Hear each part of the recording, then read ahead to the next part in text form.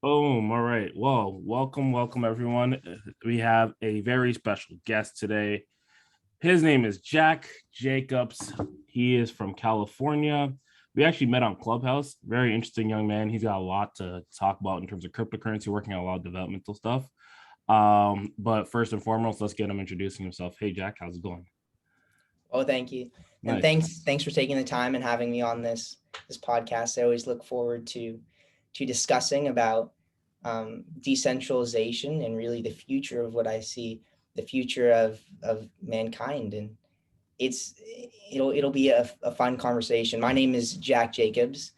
Um, and you could say I'm a man with a vision, a grand vision to radically simplify the decentralized internet and make it more accessible um, to the masses. And in doing so, create a better, simpler, more decentralized world. Oh, nice. So tell me about how you got into cryptocurrency and when.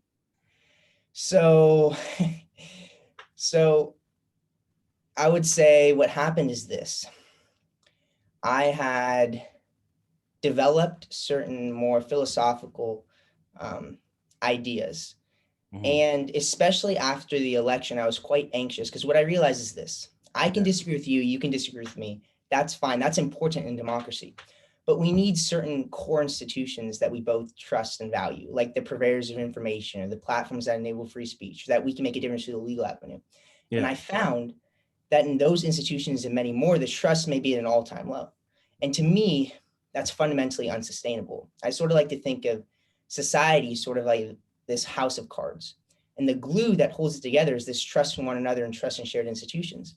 And when that starts to erode, becomes weaker and weaker and weaker, and eventually all it can take is one gust of wind, one blow, one breath, and the whole thing can come tumbling down. And I thought that was a very dangerous reality. I still think there's a decent probability that there is a looming societal collapse and or conflict. If you look at the divisions domestically within nations, internationally between nations, most namely the United States and China, the potential there is just so great. You add on top of that inflation, which we're now starting to see like record Yeah. inflation numbers, and which only just makes everything worse, increases inequality, increases general unrest. But then when I would tell my parents and other people these ideas, they'd be like, okay, what's your solution? And for the longest time, I was like, more civil discourse, right? Be more open minded, reach out to the other side, which I still think is important to do those things, but there Yeah. was no technological solution. And then I stumbled across, I like to consume a lot of information um, through podcasts and other mediums, and I came across blockchain technology. And maybe not the first video I saw, but I think the second time I watched it, soon after I discovered it, it clicked, and I was like, here's a solution, right?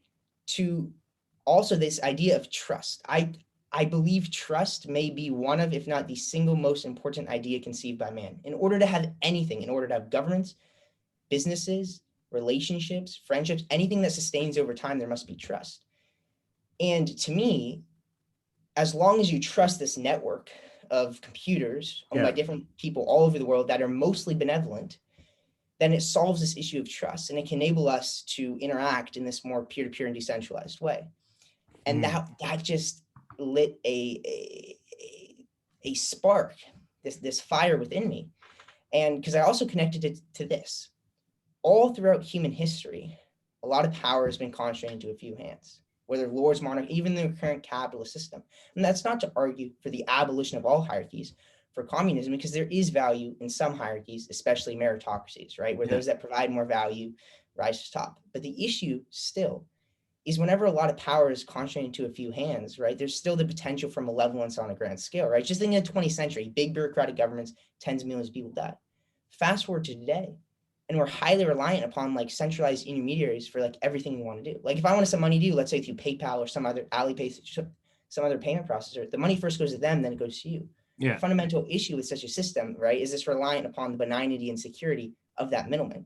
In Hmm. times of peace and stability and prosperity, where everything's a lot easier and simpler, this system can hold up. Because oftentimes, if they act in a corrupt manner, then they'll get penalized by the government or some other governance body. my estimation, where the true danger arises is, again, when trust starts to erode in shared institutions, when chaos starts to ensue and these middlemen feel as though they may not be penalized for their actions. What's stopping them from saying these people we like, these people we don't like, or just exploiting as many people as possible? Wow. And so with Bitcoin and blockchain decentralization, my estimation, it says this system of relying upon the centralized intermediary, whether an individual, corporation, or government, is fundamentally flawed. So instead of that, we're going to have like all these computers all over the world that no single individual, corporation, or government can control, manipulate. And I think that basis restructuring in how we interact with one another may be one of the most significant shifts in human history.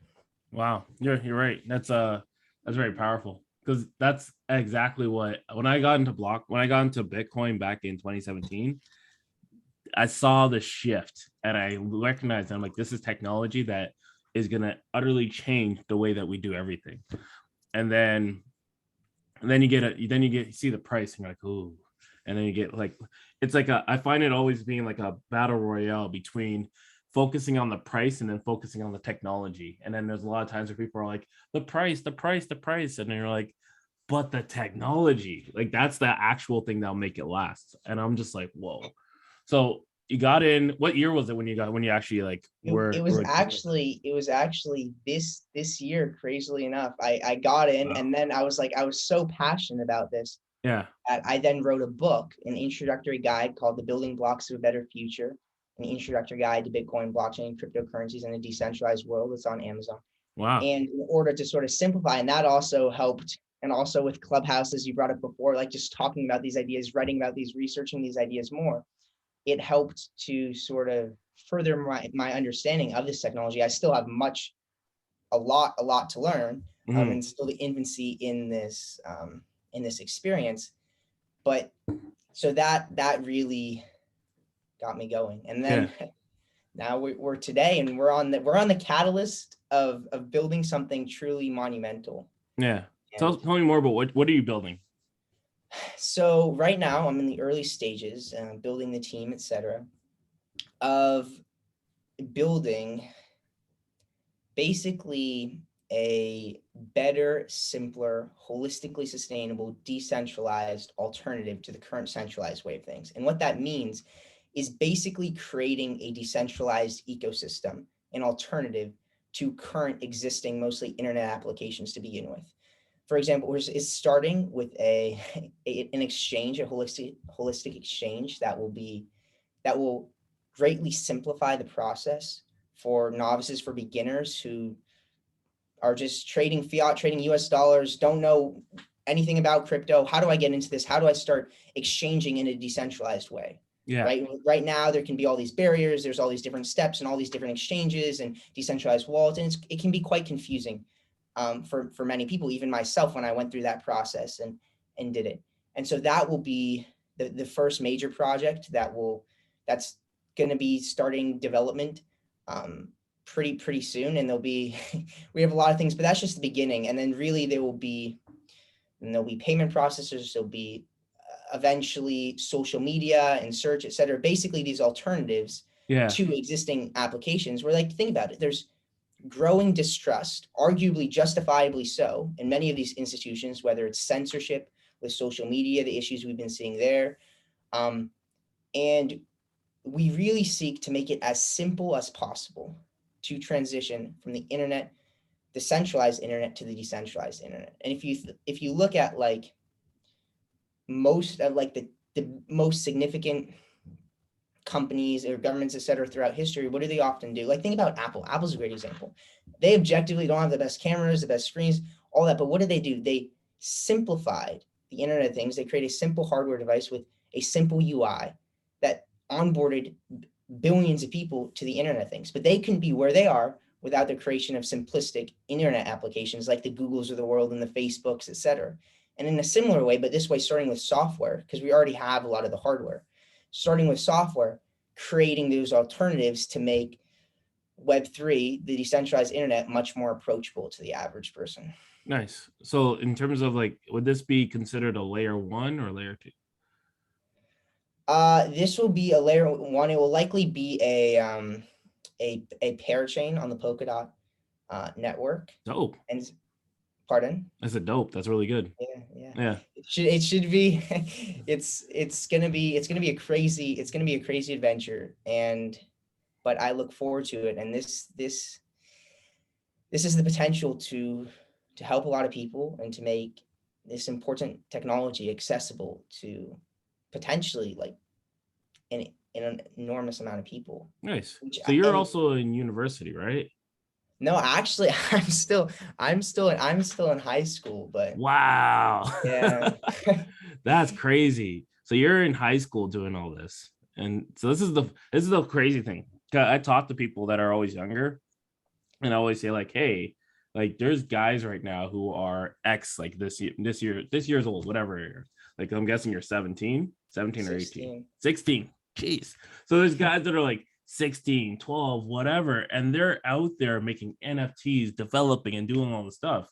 And when I tell this to kids that are your age or even younger, they're just like, yeah, I don't know how to do that. I'm like, what do you mean? There's kids figuring this out right now. How are you not figuring this out? So how did you, yes, like you're a really mature 16-year-old. Like, let's just say that.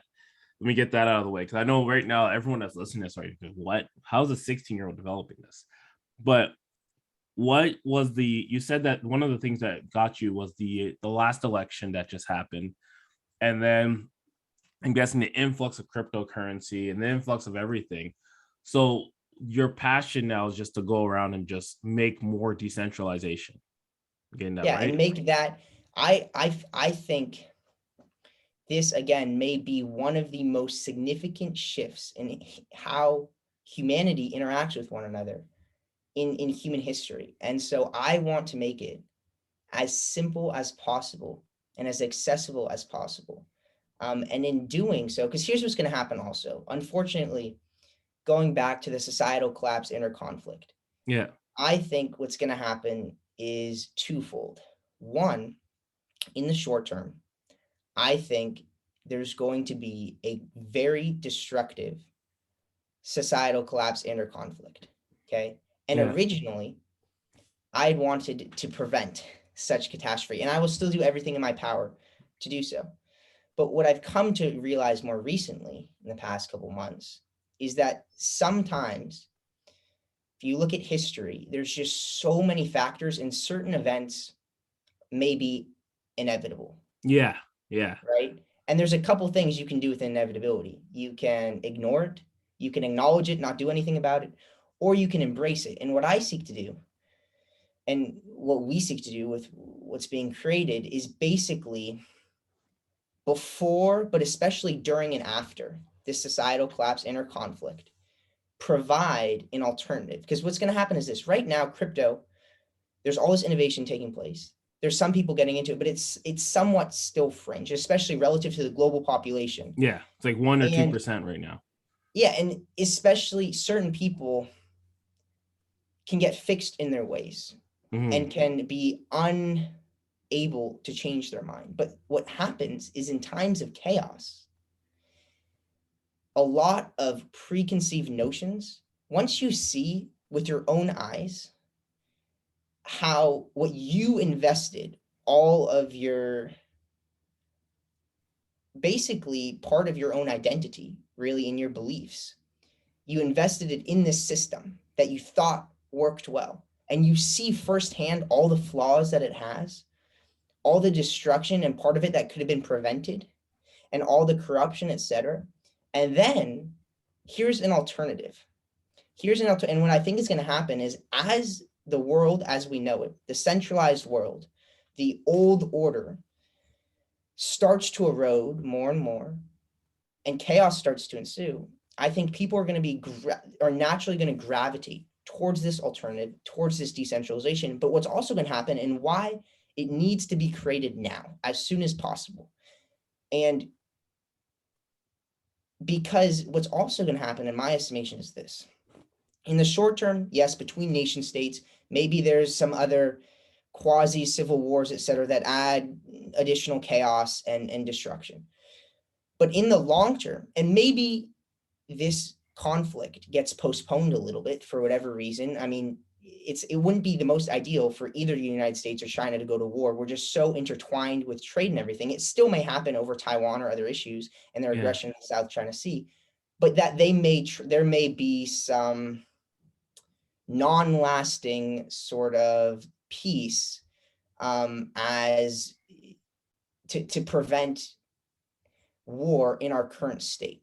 But what I think is going to happen in the long term, sort of what Balaji sort of talks about, is, although I think it will transcend just China and the United States / West, is sort of a conflict that transcends the nation state.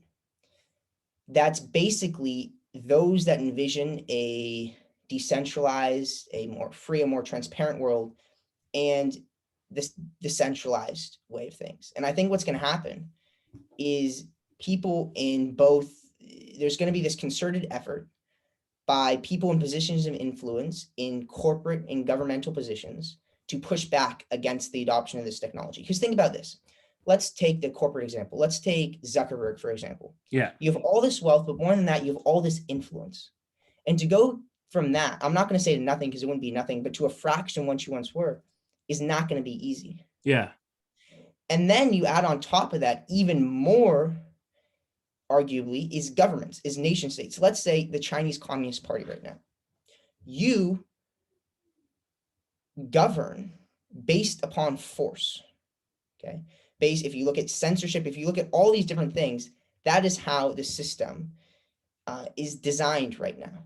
But just think about one application, one decentralized application. Let's say a decentralized messaging application.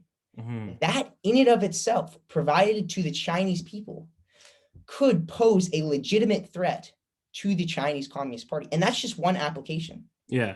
And so if you're in an authoritarian regime, in my estimation, and what you're already seeing with China, get these miners out of here, hamper down on cryptocurrency, do everything in their power to prevent the adoption of this technology. Yeah. But I think the more that people, because think about this technology is largely beneficial for the vast majority of people. Yep. But if they can't access it, if they're cut off, if they also don't know about it, if there's not awareness, which is one of the reasons I wrote the book, but there'll be other things to talk about this in podcasts like these to get the message out. The more that people understand, then eventually, maybe ideally, certain corporate and governmental actors will be like, you know what? Too many people believe in this. Instead of pushing back against it, maybe we'll co-evolve with this technology. And that would be ideal to prevent the conflict. But there still may be this conflict. And so in order to optimize the chances of a decentralized world, of a decentralized future, and sort of what we're doing now is making it as accessible as possible so that most people have a stake in this future and are aware of this future and the possibilities that it offers. So that's another driving factor, which is like, that's like pushing me to do this now and to do as much as I can in this lifetime to further this goal of a decentralized world, because it's not going to be easy. It may be one of, if not the single most difficult feat, creating a decentralized ecosystem, creating a holistic, whether it's just me, whether it's other people too. I'm sure there's all this other innovation. It's not just going to be me. It's not just going to be what we're doing. It's going to be all these people working together, collaborating. And that is not going to be easy, but it may be one of, if not the single most meaningful and constructive technologies towards the betterment of humanity. I totally agree with you. Yeah, that's crazy. Because I was listening to I can't remember if it was another podcast they were talking about this. The number one thing that people are trying to avoid right now is the decentralization, because that's what they're afraid of. So like if you listen to the government, when they had this crypto CEOs go to Congress, and you listen to how they talk about cryptocurrency, they have absolutely no clue where we are right now. And even down to the way that they even did the laws, they did it based off of centralization. And this is why I'm like telling people, I'm like, well, like the laws are actually all based off centralized authorities, centralized exchanges, centralized everything. Because the moment you go decentralized, there's no attachment to your name with anything. So now it goes into like the honor system still. And there's no attachment to the state. Yep. The state derives all its power from centralization. Yep. And that's the part right there. And it would get rid of the middleman being the state, which I think it's weird, but I feel like we have to go that direction, or at least minimize all the power that they have, because it's like they have way too much power at this time. Yeah, and it's crazy when you think about it, and you think about how, let's say, America was devised on Yeah. this idea of freedom, of pushing back against tyranny. Yes, there was somewhat, especially with the institution of slavery, a great hypocrisy there. This founded on freedom, yet Yep. enabled actual chains and slavery. But regardless, these ideals of freedom, of natural rights, of created by the people for the people, you look at what decentralization does, and it basically lives up to these ideals in a much greater way than a government really. It can't live up to those ideals the way decentralization can. Yeah. And what happens also is with these bureaucracies, it there's just so much, it's incredibly inefficient. And with each additional regulation, it makes it harder and harder and harder to do business. And it's very hard. It happens under certain presidencies, et cetera, with deregulation. But oftentimes, when a regulation is put in place, it stays there for a while. Yeah. And you add on top of it, like centuries that America has been, and it gets more and more. And these institutions, right? America originally, right, is balancing the states and the federal government and creating a more limited government that was balanced with the three branches, et cetera. But you look at where we are now, and we have like all of these institutions. We have a huge, whether it's the military industrial complex, whether it's spying even domestically, with as we've seen in the past couple centuries, that Yeah. I mean decades, that have been brought to light through Edward Snowden and others. And you look at all that's happening. And then you look at sometimes the connections between certain people in positions of influence, whether in the Federal Reserve and other things, and how they serve as certain financial institutions or the EPA or these agencies that are in charge of regulating certain businesses to make sure that they are constructive towards the public good. But then you look at all of the back doors and all of the connections therein, and it starts to paint this picture of this government is supposed to solve your problem. That's another big issue. The government doesn't really solve your problems. It's more a problem in and of itself. And I think we've also created a society where we've come to rely upon this government more and more. Mm-hmm. And I think fundamentally reliance upon any other entity is problematic, and it's much more fragile.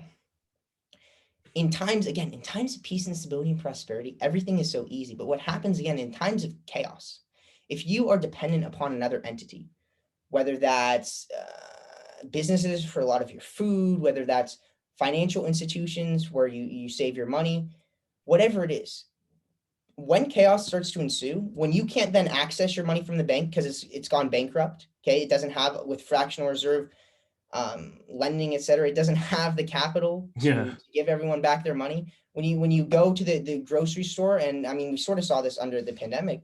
Yep. When you can't get what you need, like these are big issues, and all this dependence. And also what I've thought about a lot is the current globalist capitalist system. It assumes peace and prosperity in and between nations. Yeah. Right? Think about it. An example I like to use is, imagine this. Let's say you have 10 different communities or states or governments, okay? And they each specialize in different things. You maybe have a couple agriculture, you have some electronics, energy, et cetera, et cetera. In times of peace and stability and prosperity, this system can work wonderfully well. It can lift all these people out of poverty with economies of scale, with specialization, right? It can do wonders. But think about it. If something bad happens to even one of these communities, let's say one of the main agricultural communities, then it can be destructive to most, if not all, of these communities. Okay. And I mean, just think of the Suez Canal. What was that the other month? What one boat did to world trade. And it just showed how fragile the current system. But then imagine if there's a bad actor or a bad state that really wanted to inflict a lot of damage upon the most amount of people as possible. With the current fragility of the system, it wouldn't be exceedingly difficult. Yeah. In fact, we've made it quite easy to do so. And it's just that system, I think, and that's if you look at also the more macro scale of, you have blockchain technology, you have these decentralized internet applications. But then eventually what this is going to lead to, in my estimation, is then sort of this restructuring of even how the nation state works, even we even continue in that form, how we organize with one another, and to create these more resilient, decentralized, self-sufficient communities, which are much more resilient, much more holistically sustainable. That's another thing I've thought about, holistic sustainability. When people hear the word sustainability, what oftentimes comes to mind is the environment, and the environment's important.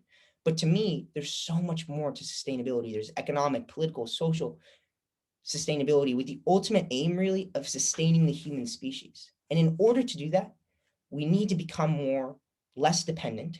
We need to become more resilient, more sustainable. And I think the first step is really this decentralized internet and changing the way we look at the world.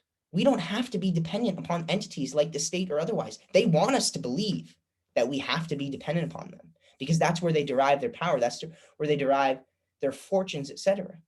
But once we realize that we don't need these other entities, that we can create our own, that we actually have more ownership of, that enable us to do more and to not be dependent and to be more sustainable, I think that's when we're going to see the level of abundance and connection and growth really that has been unparalleled in human history. Yeah, definitely. Wow. That's, yeah, that probably is the thing that I'm the person who is like, decentralization is the thing that's missing in our world. So when we move forward with like adding decentralization, where do you see, I guess, the government entities where, like, not where they are today, but in, let's say, the next, not even, I can't put years, we go to full decentralization. Where do the government bureaucrats are? Where are the government bureaucrats?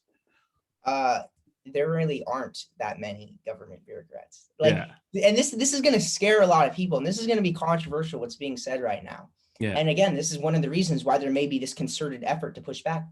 But you look at eventually what can be created, and you look at communities owned. Imagine this, and this is what will be created. Macro. This is what will be created, and maybe hopefully I'll have a role in the creation of these communities. But you can imagine this.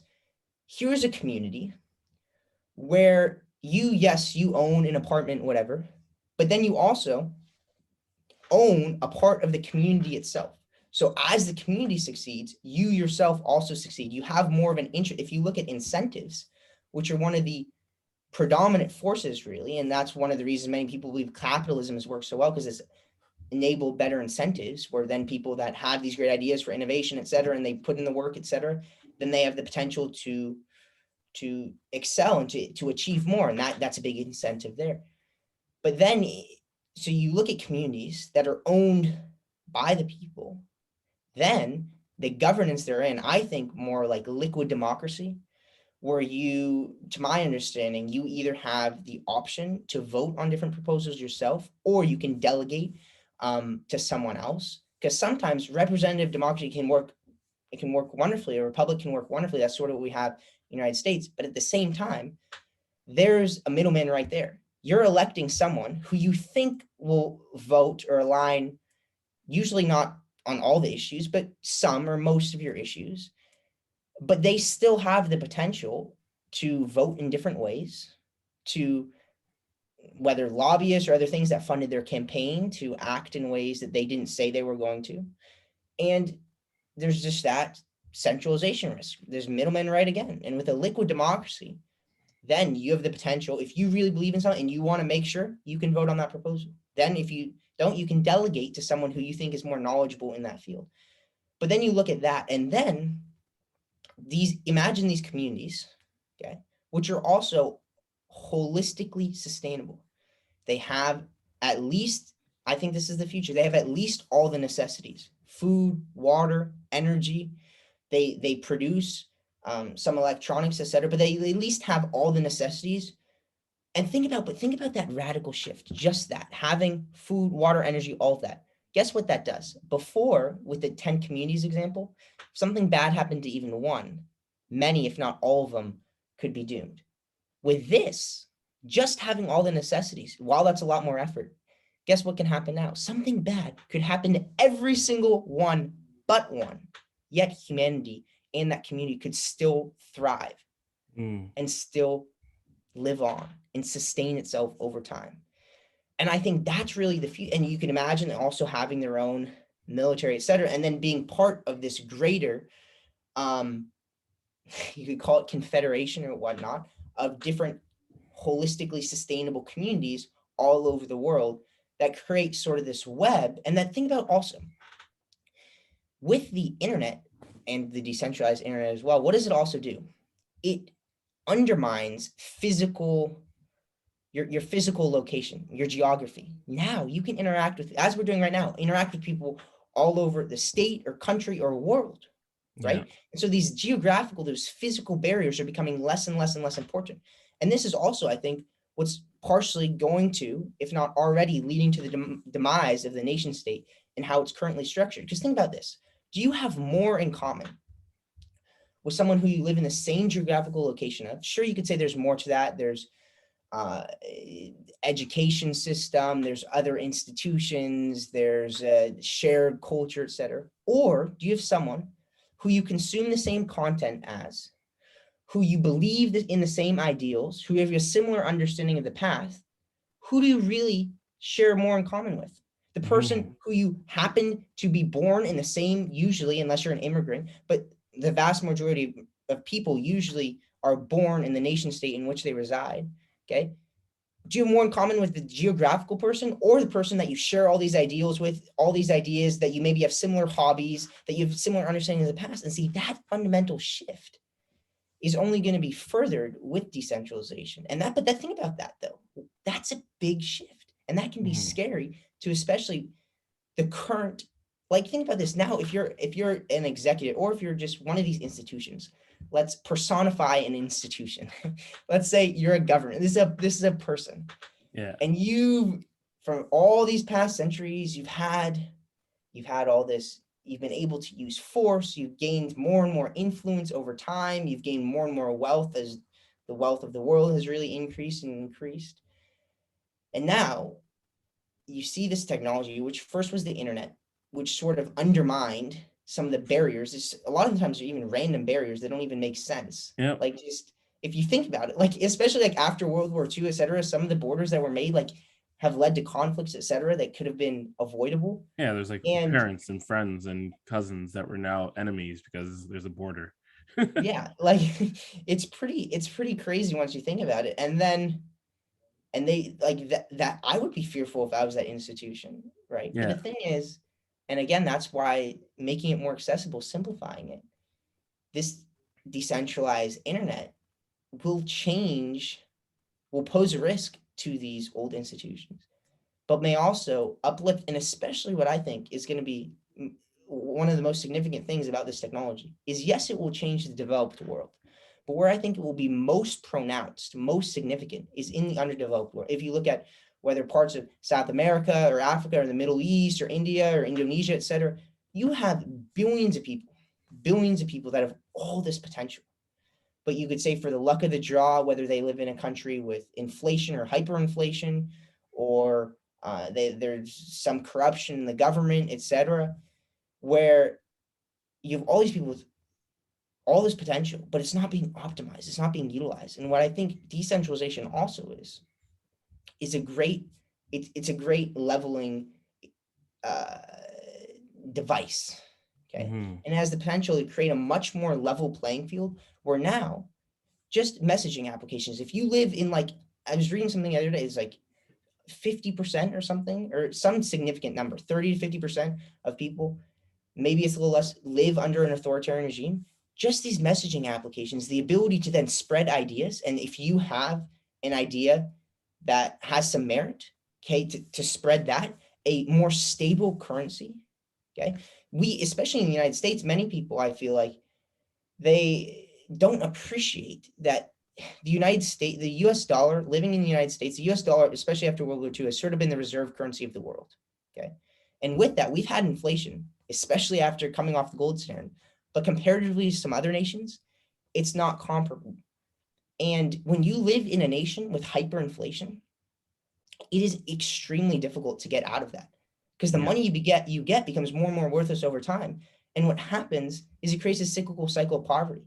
And what also happens, in my estimation, with inflation is it increases inequality. Because think about this. And even in the United States, we've seen this with quantitative easing over the past couple of decades.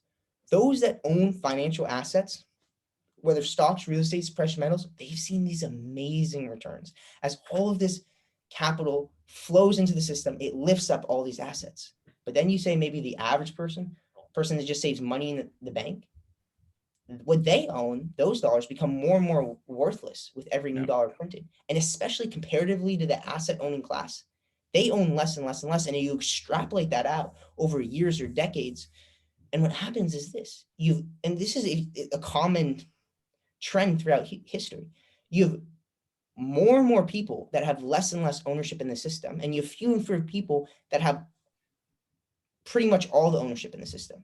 And the fundamental issue, there'll always be inequality. And in capitalism, the theory was, yes, there'd be capital, there would be relative inequality, but the absolute level would rise. And that has largely come true. It's lifted billions of people out of poverty.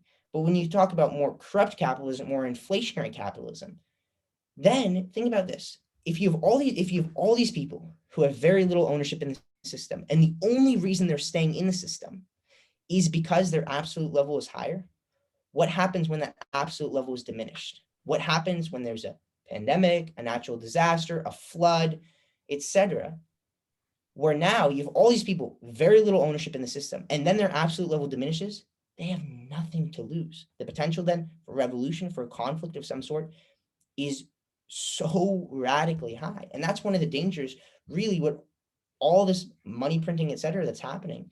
And that's where decentralization, even a stable currency, I think the future is a fixed, and we may have some role, 1% to 2% fixed inflation rate, where then, because what happens if it's completely set, like deflationary, like Bitcoin, 21 million, is then it's sort of like gold in the sense that then it turns into more mercantilism, where then everyone's like, and especially the people that got in there early, like then it's the same thing. You have this centralization process again, where you have these big whales that have so much influence over the whole system, and it's not solving the issue. But with a fixed 1% to 2%, it's still a good store value, right? It's not too much of an added tax upon, you could say, more the average person, the working person. Yet, it still is that little bit that can increase the incentive to still invest and not just hold all of it, but to actually use a currency, because that's what we want. If we want the adoption of this technology, it can't just be a store of value that everyone just wants to store and make money off. It has to be something that's accessible, that people use, that eventually is like the US dollar. When you go into a store, what are you paying with? You're going to pay with that cryptocurrency. Okay. When you go online, everything you do, when you send money to a friend, what are you going to use? You're not going to use the US dollar. You're eventually going to use this cryptocurrency.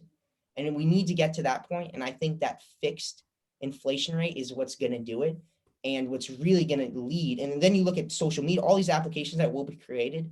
And I think that we're really going to see, and this is why it's also like quite exciting. Again, it's going to be difficult, but the potential to uplift humanity, to unshackle humanity in some way, and to create a more level playing field, it may create a level of abundance, connection, and innovation that has been unparalleled in human history. And we have the ability to simplify that, to make it more accessible, and to really play a pivotal role in the future of humanity. And that's like, fires me up.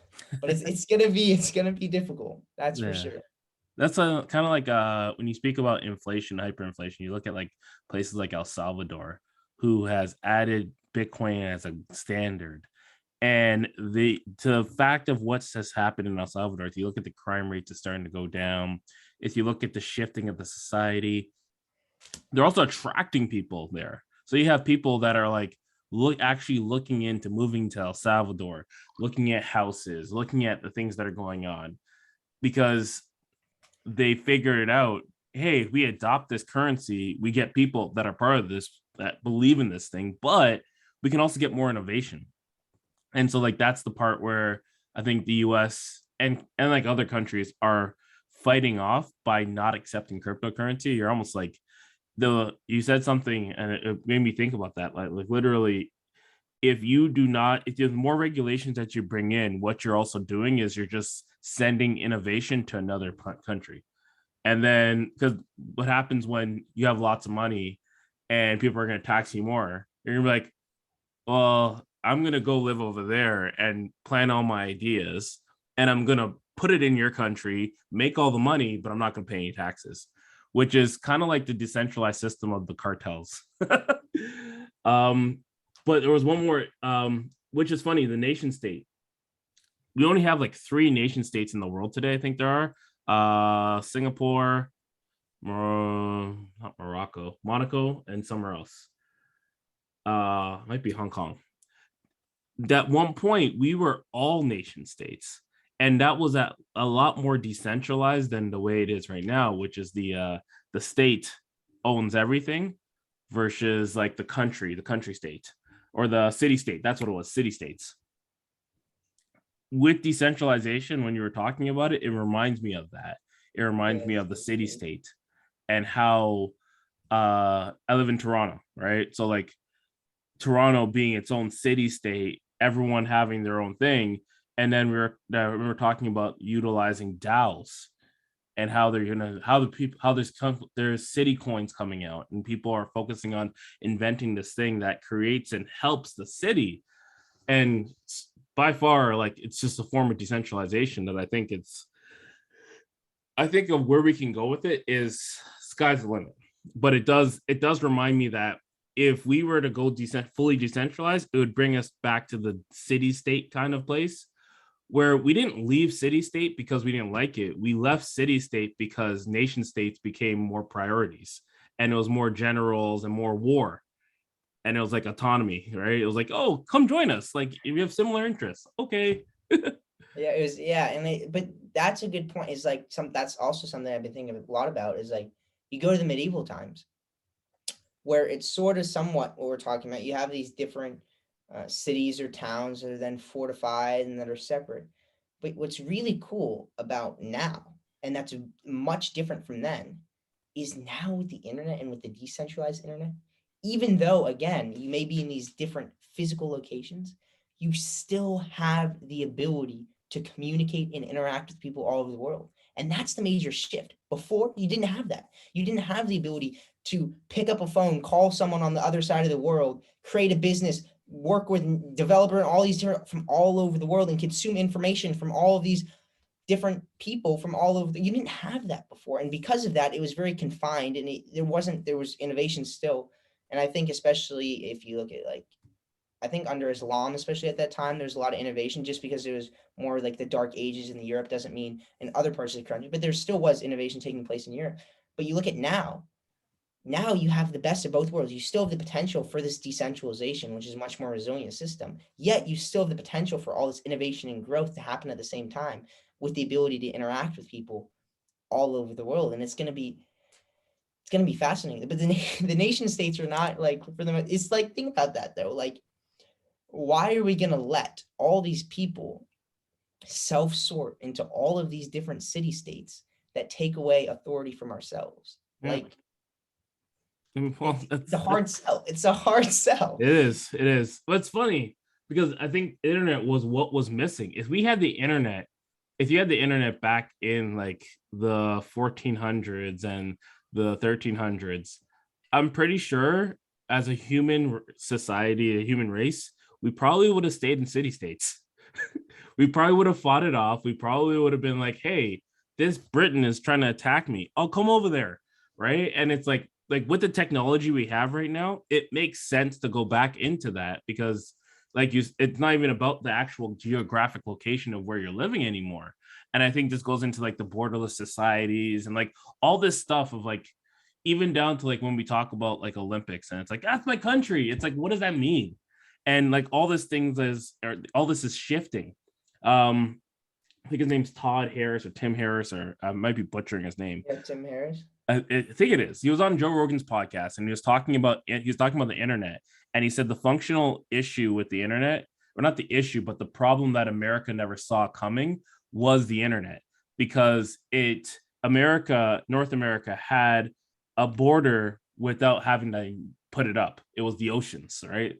Pacific Ocean and the Atlantic Ocean. So we had these oceans. So the old worlds couldn't come and attack us. So we had peace out of like peace. Um, Now with the internet, what's happened is that there's been an influx of more attacks, cyber attacks, because the internet, there is no border. So they were talking about it more in terms of cybersecurity and really and leading to cybersecurity. When I look at it, I think about decentralization, and I think about the factor of, well, yes, you have cybersecurity, but with decentralization, or even like understanding what Web3 is, understanding more about cryptocurrency, understanding more about self-sovereignty, then you'll be a lot more secure. And I think a lot of people aren't secure with anything because they have no clue how powerful all the stuff that we have in front of us is. Yeah, it's Right. great. It's like yeah, it's much more like that's going back to the like security and benignity. Like those are big issues, and cryptocurrencies and cryptography sort of solves those two fundamental issues: Yeah. the centralization of power, the potential for corruption, and the potential for hacking, unless you have either a lot of computing power or a lot of capital to stake in a system. But it wouldn't really make sense, especially once you get to a bigger, and that's one of the issues too, is like with decentralization, with network, like you sort of, it needs to be big.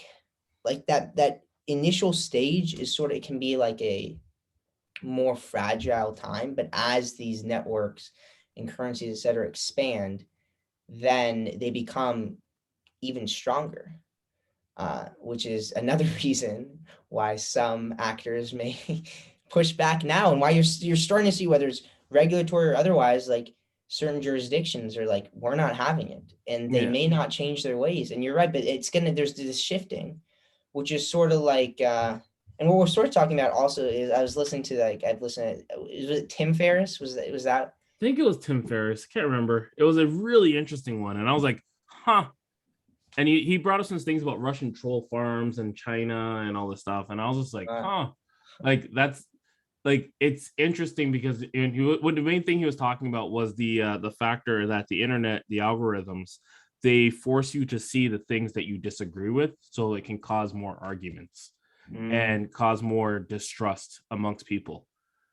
And it wasn't made like that. It was actually made for you to see what it is that you like. If you actually look at Instagram now and Facebook, you actually really only see the things that you agree with now. It's really weird. Like I only see a couple feeds and that's it.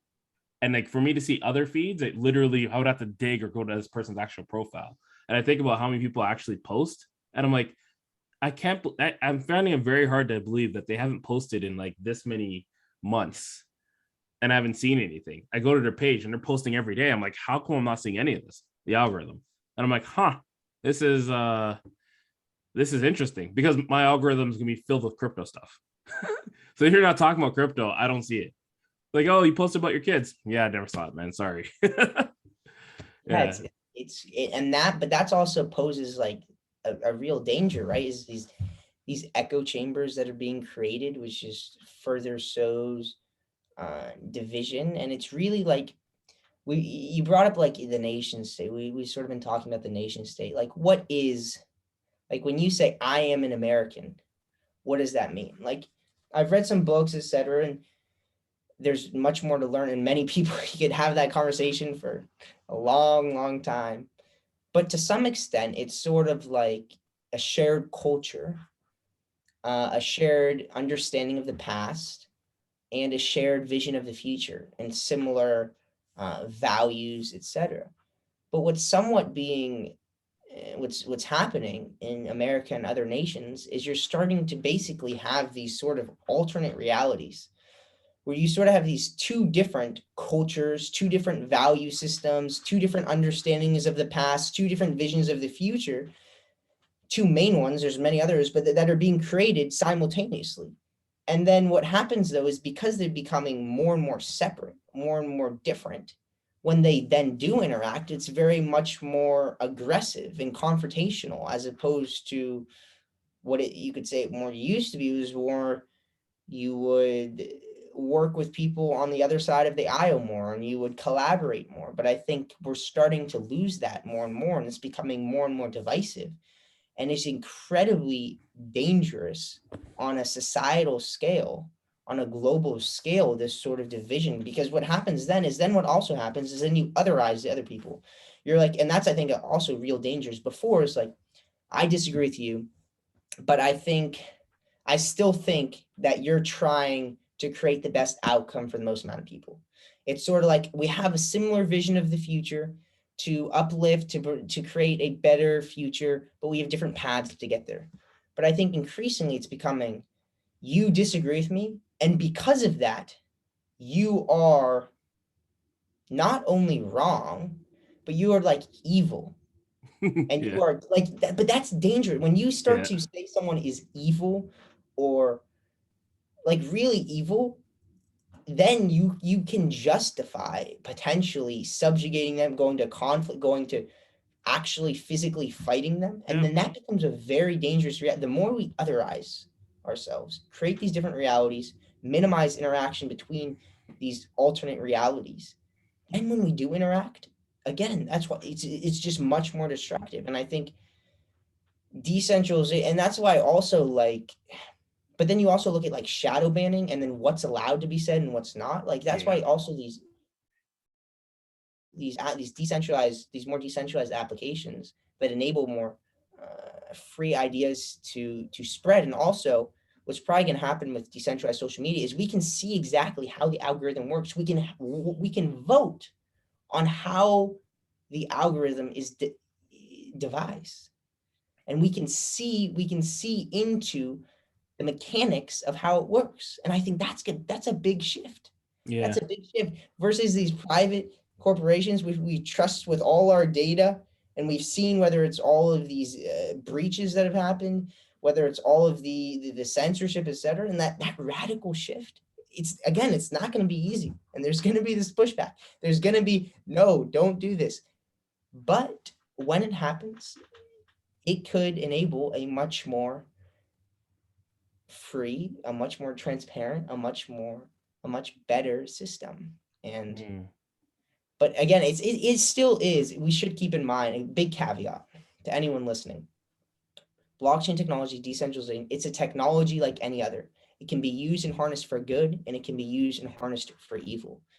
And what we hope to do, and what we should do, and it's important, is to shift it as much to the positive side. But keep in mind, whether it's China, et cetera, creating their own cryptocurrencies, whether then what can happen. Think about this. If you're an authoritarian regime, what you can do, let's say the United States, if the United States wanted to become more authoritarian, what could they do? They could get rid of cash, make the only form of commerce their own, what's the specific, there's a specific terminology. CBDC. Yeah, CBDC. They make their own CBDC. Okay. And then they now with cash, at least you had some anonymity. Now they can see every single transaction you ever make.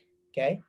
And which for tax purposes is their prime main purpose, but they could be like, these people we don't like, or these people have talked, especially more authoritarian parts. These people have talked bad about the government. These people have brought up certain stories that we don't like. Okay, they can't receive payments. All right, they can't receive messages. So there is still the potential for uh, for malevolence with cryptocurrencies and other systems. But I think the more we focus, the more we bring awareness, the more we make it more accessible and simplify the what I see as the more better parts of the decentralized internet, the better chance we have at creating this better world which we envision. Yeah. Oh, yeah, definitely. Because what you described was just China over there with the CBDCs, the digital yuan, and literally the social credit system, which isn't too far off. It almost feels like the governments that are in North America see that and like, that seems so easy. Let's go to that. And everyone's like, what are you talking about? They're like, oh, come on, we're gonna help you. Come on, drink, take the pill. Come on. It's like, Why is your no. Like it's weird because a government official will see that and be like, they don't like the totalitarianism of it, or they don't like the authoritarianism of it, but they like the fact that things are getting done. And it's not something I personally would like, but like I could see how a government official can be like we really we can drawn to two different we places can there. prevent terrorism and crime. Yeah. It's for the safety of the populace. Yep. This is what they may actually say. It's for the Yep. safety. See, and that's one of the main philosophical conversations and debates too. The balance between safety or the illusion of safety and freedom.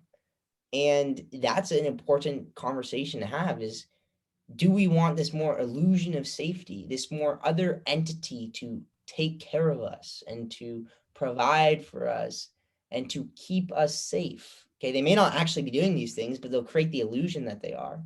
Or do we want to take more ownership? But that takes some responsibility, some self-responsibility. That's not easy. It's like um Jordan Peterson had on, I forget her name. She escaped North Korea, I and know what I you're think it's talking actually about. on Patrick Bet David's podcast, which is a great podcast. And but one of the things she said, something along the lines of like, freedom isn't easy, and the reason I escaped North Korea was not for this allure of freedom. It was because I was hungry and I needed food. Right? No, but like, It's and true. Oh it's man.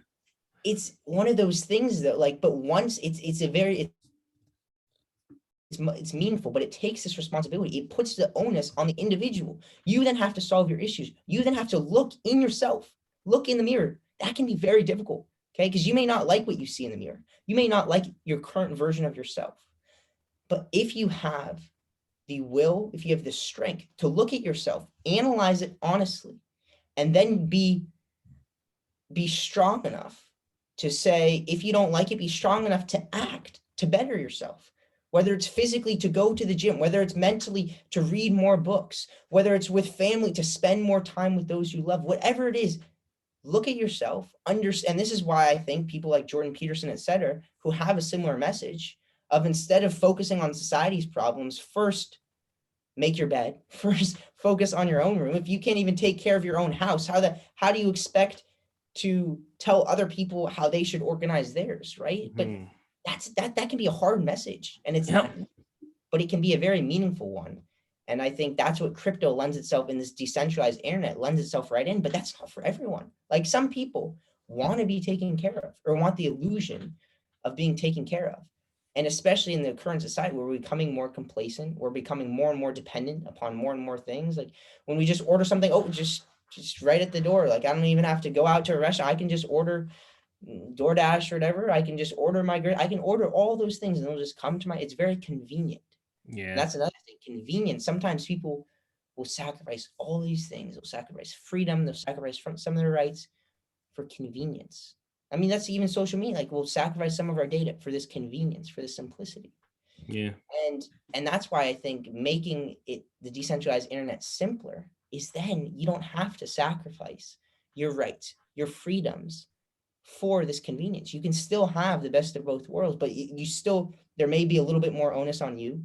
You may still, there if something bad happens, there won't be any person you can call to fix your problem right away, right? If there's a decentralized network, if there's a smart contract hack, etc. But largely, if you take more responsibility, then these systems can offer you much more freedom and much more rights and security and resiliency in times of chaos.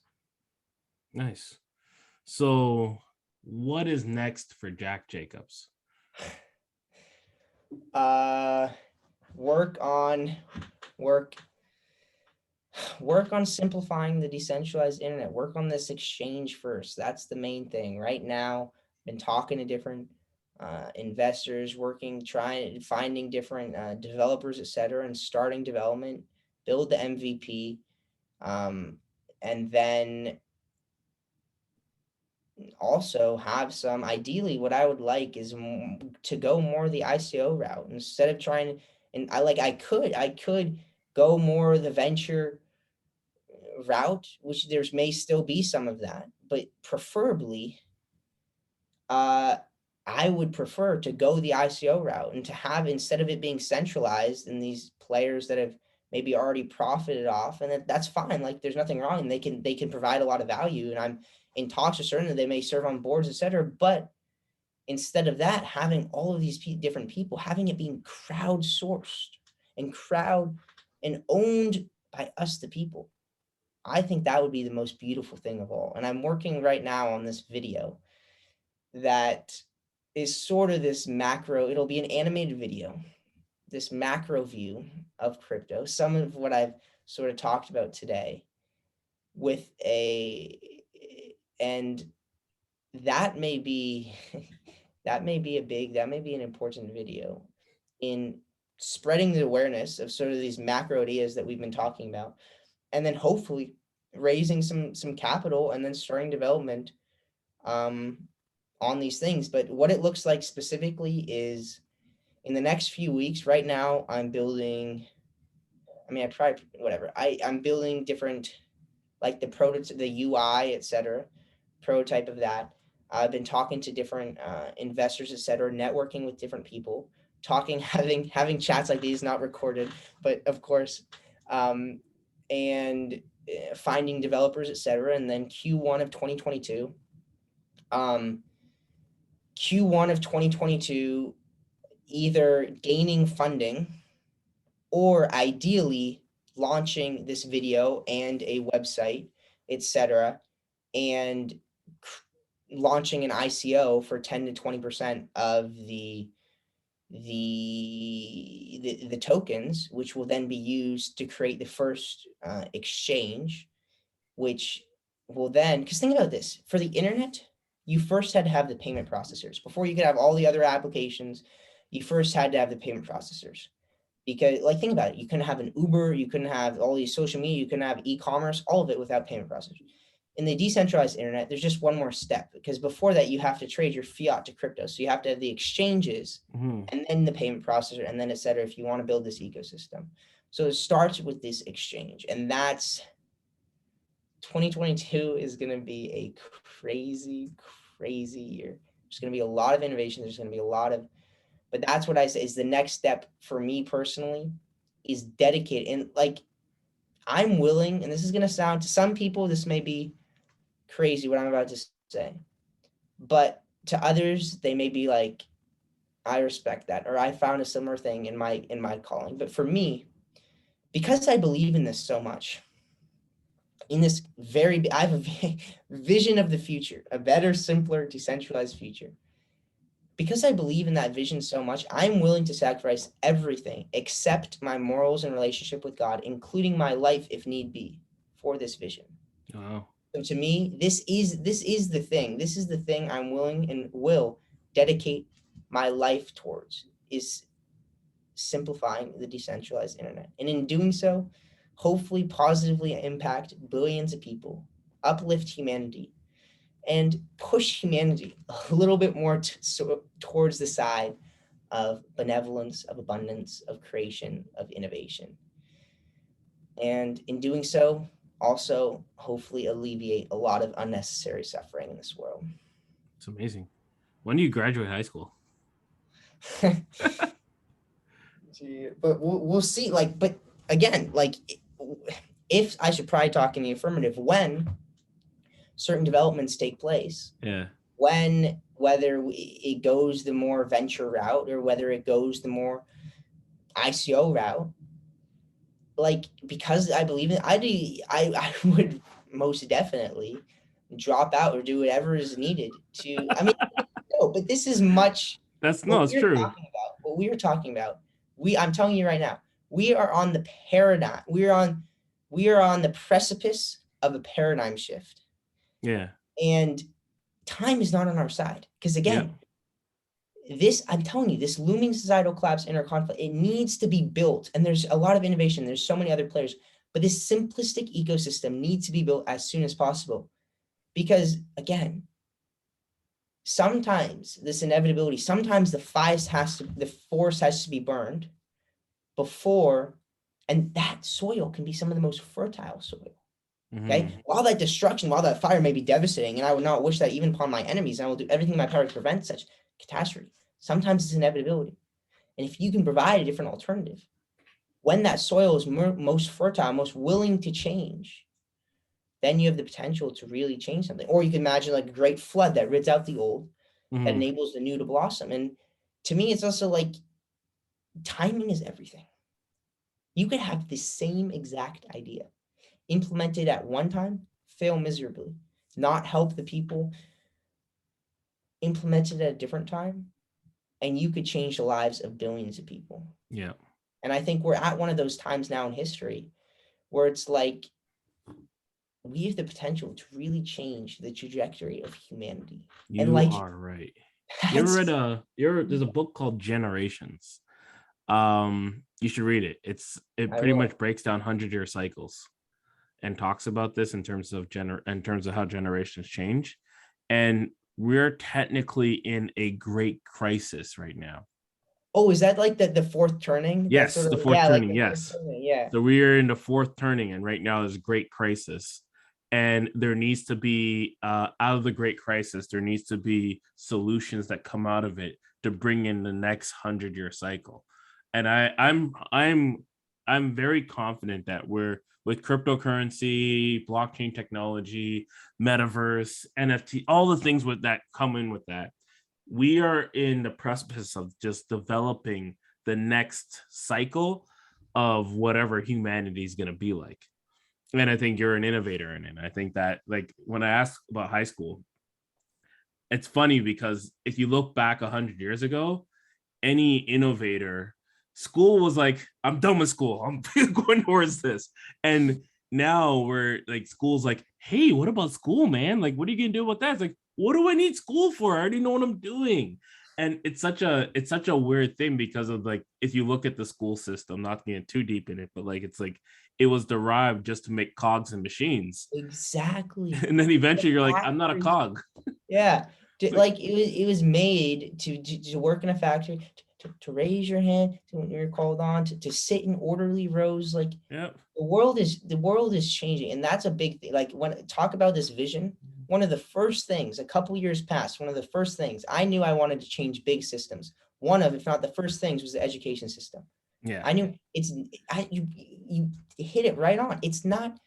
They try to create this curriculum that works for the most amount of people as possible. Yeah. But in actuality, it doesn't work exceptionally well for any single individual.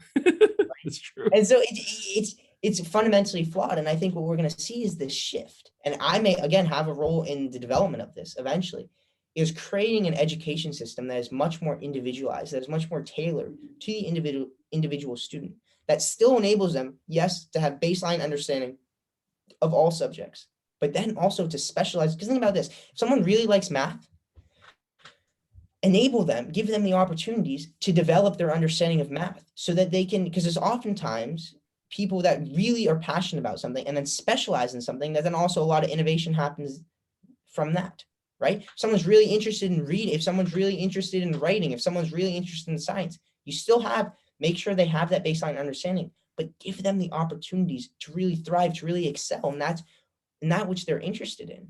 And that's going to be, but also think, yeah, you're right. In the current system also, what are you told? You have to go to college, go hundreds of thousands of dollars in debt, and get some degree, which, I mean, it can sort of be helpful, but sometimes it can be worthless. Most Then times, unless you're a hard science and you're in this place where it's like, even like you're talking about even being a lawyer is kind of a weird one, because it's like, if we were to get rid of a lot of the issues that we have, a lot of lawyers wouldn't have the jobs they have. I think probably doctor is probably one of the more like needed ones. And I honestly can't even think outside of it. Like, and I say this from a point of science, view of maybe like, some STEM, etc. yeah, I can't Like even think. Like, I think being a doctor is probably the most important. Being a lawyer is kind of important, but not really if you were to now figure out self-sovereignty and everything else. but I guess being a lawyer is important because you can't expect millions of people understanding self-sovereignty. So that's not to say that learning isn't important. In fact, like me myself, like I'm constantly striving to learn. But I yeah, think right now there's this sort of idea that it has to be through these certain institutions. You have to learn through school. But you look at most of the people that, whether they build the schools or whether they build the businesses or whether they really change the world, oftentimes, sure, they may have started somewhat in school, but oftentimes it's out of school. It's through their own learning. It's through their own interest. It's through their own passion. And because that passion then drives them to learn more and more and more and more, that's why they innovate. yeah, But we're not allowing that to the degree. And college can be a great place. It's a time of your mind is still able to learn. You can meet all these people, you can create all these connections and relationships, etc. But at the same time, do you need to go hundreds of thousands of dollars in debt? And do you need is it a requirement to go through this institution? I no, think not. And I think that's another one of the shifts we're going to see is, as we're talking about, this more individualized approach. And again, it's just a better, simpler system that enables more freedom to the individual, which is sort of the basis of this whole wave, which is going to revolutionize the world. And it's going to be fascinating. it's amazing. Now, are you on you're on any social media platforms? Oh yeah, I'm on I'm on Clubhouse. I'm on Twitter, although I don't really ever post. I'm at Twitter at the Jack Jacobs with two S's. On Instagram at the Jack Jacobs. On YouTube at I just search up Jack Jacobs. I am not posting that much anymore, but I eventually there will be a lot of content there. And then LinkedIn and other things like that. But Nice. I'm not the most, I don't post the most, but yeah, those are definitely, and they will become more important over time. So Yeah, if you're interested in anything, like those would be great places to find me and to reach out. And I'd love, especially if you're a developer, especially a substrate developer. I'm in need of some of those right now, and that would be I would like to work with you to construct a better, simpler, decentralized world. Um, and it's going to be any and all help and or collaboration is much appreciated, because together we will, I'm telling you right now, together we will positively impact billions of people. And I look amazing, forward to working with all of you and to have more conversations like these, and to hopefully uplift humanity and really create something spectacular and once in amazing. a lifetime. I'm excited. So let's see. 2022. When with the ICOs, you're expecting ICO by Q1. I'm guessing, right? Yes, ideally, most likely by Q1, either the venture or hopefully the ICO. All right. I'm gonna love to have you back on here, talk to you about it after ICO gets run, after everything, and see where we're at. And have some more deep conversations about. I like having conversations about decentralization and about where we're going with crypto. And I think also in after Q1, I think there's gonna be two things that'll happen after. One is because the pricing right now, everyone's like, it's done, it's not, it's done, it's not, it's done, it's done. And I tell people, I'm like, just stop paying attention to the price. And they're like, no, I can't. I'm like, but you don't understand. There's no point of you paying attention to the price. I'm like, unless you're physically trading it on margin, it's absolutely pointless for you to even pay attention to the price. And then they're like, huh. And I'm like, trust me, it's not gonna do anything like between today and tomorrow, unless you're putting money in it. You're like, even if you're putting money in it, just don't worry about the price. So Especially if you believe in the underlying technology and you're more there for the long term, for 5-10 years yeah, out. Like, price is yeah. irrelevant right now. Like, as far as I'm concerned, we're just getting started. And I'm excited to see where we're going to be in the next couple of months, in the next couple of years. I'm excited to see what you're going to be building and what you're going to come out with. I can't wait to have you back on and just talk about more about well, the after effects, what's come up, what's happened, what happened with high school, what's going on with that. Like, I'm curious about that. But anyways, we're gonna have to cut this. Man, I'm so thankful that you were on today. I enjoyed the conversation. I enjoyed what we were talking about. I can't wait to have you back on, Jack. Me too. Thank you so much for this opportunity. Everyone, you should subscribe or whatever you need to do to this podcast. An amazing person here, and I look forward to constructing a better world with all of you. Have a wonderful day, and thank you guys. Peace out.